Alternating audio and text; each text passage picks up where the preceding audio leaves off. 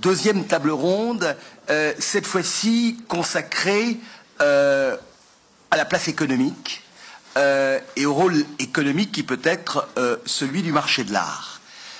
Je voudrais vous rappeler, pour les économistes, il y a un terme que nous aimons bien, plutôt anglo-saxon, qui est celui de cluster, qu'on a francisé à l'époque d'ailleurs du gouvernement Villepin sous le nom de pôle économique de compétitivité.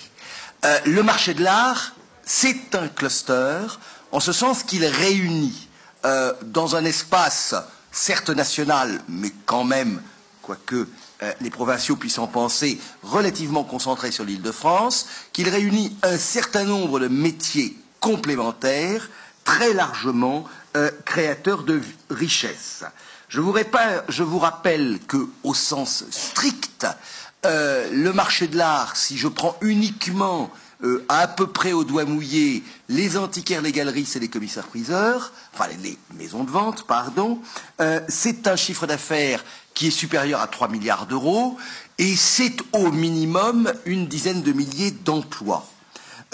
Ceci étant, c'est là le sens strict, car la richesse d'un cluster, c'est aussi l'ensemble des autres activités qui gravitent autour, qu'elles soient publiques, je pense aux musées, qu'elles soient privées, je pense aux métiers d'art, je pense aux experts, je pense à mon propre domaine, celui de l'éducation et de la formation.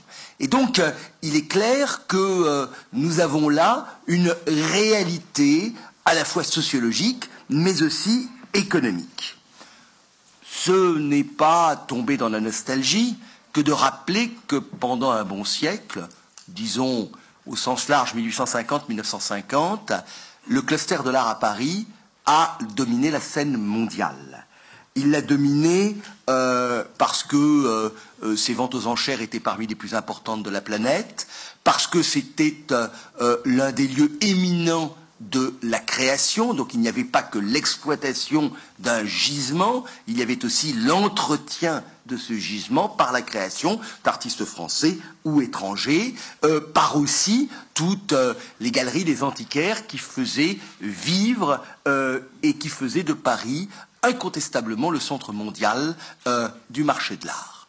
Aujourd'hui, soyons honnêtes, nous boxons à peine en seconde catégorie. Nous avons, grâce au Conseil des ventes, ce qui est probablement le meilleur outil d'analyse du marché des ventes aux enchères mondiales.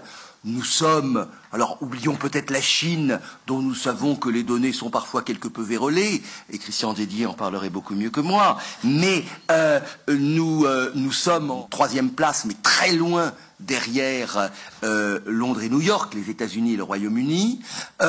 Nous avons certes des galeries, des antiquaires importants. Les grands événements du marché de l'art mondial ne se situe pas en France, que ce soit à Maastricht, Bâle ou Venise, et on est obligé de constater, alors bien entendu je parle et je vais faire de la peine à Monsieur Valois, on est obligé de constater dans le top 100 des artistes contemporains les plus cotés, ça vaut ce que ça vaut, je sais bien, excusez-moi d'être uniquement un homme de chiffres et totalement matériel, mais je n'y vois guère d'artistes français ou même d'artistes étrangers vivant en France. C'est vrai que le cluster français a perdu de son lustre. Est-ce que c'est une situation qui est irréversible? Faut-il en incriminer les professionnels? Faut-il, comme on le fait souvent en France, en incriminer la puissance publique par son incompréhension, son tatillonnage, les parlementaires et en ces temps de vote de loi de finances, le côté, je dirais, griffon d'un certain nombre de nos règles fiscales, etc. Peut-on se contenter de cette situation, honorable certes, mais point extraordinaire, surtout quand je la remets dans sa perspective et son lustre d'antan? Voilà les questions que nous allons nous poser dans cette deuxième table ronde, avec pour l'essentiel des acteurs. Alors, dans un premier temps, je demanderai à chacun d'entre vous, dans un temps que je souhaiterais bref, de l'ordre de 5 à 7 minutes, de dresser un état des lieux, donc de compléter ce que je viens de dire, peut-être de me contredire d'ailleurs et de m'accuser de faire un pessimisme malséant, donc l'état des lieux, et puis nous ferons ensuite un deuxième tour de table sur la question, je dirais, que faire, qu'est-ce qui est imaginable, à la limite, que souhaitez-vous? Nous sommes dans la Maison du Peuple, l'Assemblée nationale. Avez-vous quelques doléances et que serait le cahier des doléances du cluster de l'art français? Un cluster qui marche, c'est pas du top-down, c'est du bottom-up.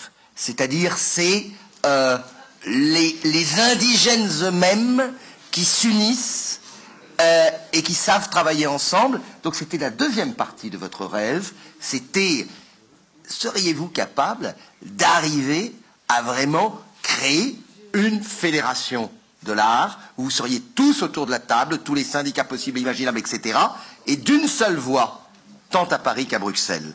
Ça, ce serait peut-être un sacré progrès.